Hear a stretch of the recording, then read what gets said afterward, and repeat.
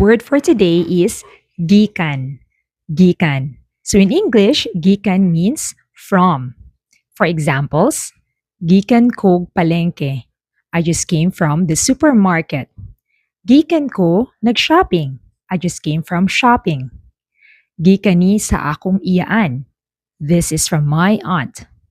Gikani sa akong uyuan. This is from my uncle. Gikani sa akong mga igsuon. This is from my siblings. Gikani sa akong bana. This is from my husband. You can also use the word gikan in these sentences. Gikan ko na sakit. I just came from getting sick or had been sick. Gikan ko nagbakasyon. I just came from a vacation. Can you think of other examples using the word gikan? Feel free to drop them in the comment section below. Again, this is Teacher Joanne. Hangtod sa sunod. Salamat!